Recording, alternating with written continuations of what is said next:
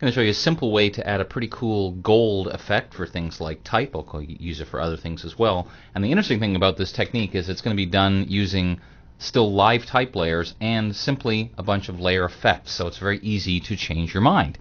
So we're going to go in here and start. It doesn't really matter which one we start with, but you got to choose one of them. So I'll choose colored overlay, which defaults to the unusual choice of red.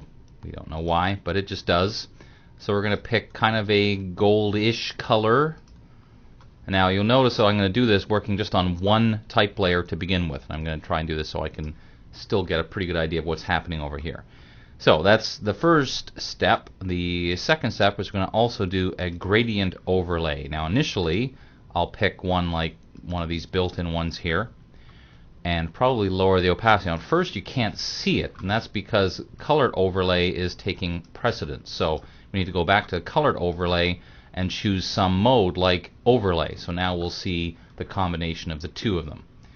I'd also like to make this gold. Now this is an optional step, but I want my gold to have a little bit of so it's not quite completely smooth. So I'm going to put a bit of a pattern in it, and I'm going to go in here and choose from these other options called rock patterns, and just add those into my patterns and use this one here called dirt. And you can see just a little bit of the effect there, just a little bit. Again, I might lower the opacity, and you also have the option of playing with the scaling, and I think in this case making the scaling a little bigger is probably a good idea. Just going to add a little bit of that non-smoothness. I don't know why I can't think of a better word than that. And finally, the last step to make it look even better is to go to bevel and emboss. We're going to choose the technique will be chisel hard, and we need to change the size until we try to put that point right in the middle. And then the last thing that's going to make this gold look really a lot better is this gloss contour. I'm just going to pop up this list and just start looking at some of them. The chances are it's going to be one of the ones like this one or this one of these type ones, probably this one. I think I like the look of this here. This one looks pretty good. Now at this point, if there's anything you're not quite happy about, the beauty of doing it this way, of course, is you can change it. You can, for example, go into colored overlay, and as you'll see, as I move the color around, you get an instant feedback because of the way this is working. So you can find the right color for the colored overlay. In the gradient, if there's anything about the gradient you don't like, for example, I think this might be a little on the light side, so I'll double click on that, which will bring me my color picker, and as you'll see, as I start picking different colors, see how it's giving me that immediate feedback. I can even change to a completely different color. Okay, maybe not that one, but something that's going to give me a different kind of effect as well. So again, this is all very live and on the fly.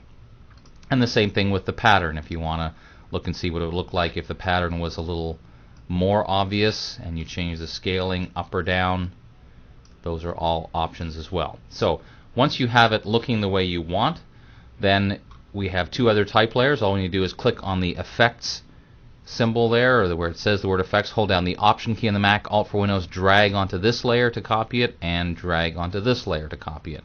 Now if we had many layers, we could also do it this way. You can go onto the effects area, control or right click and choose copy layer style, then you'd select all the layers and choose paste layer style.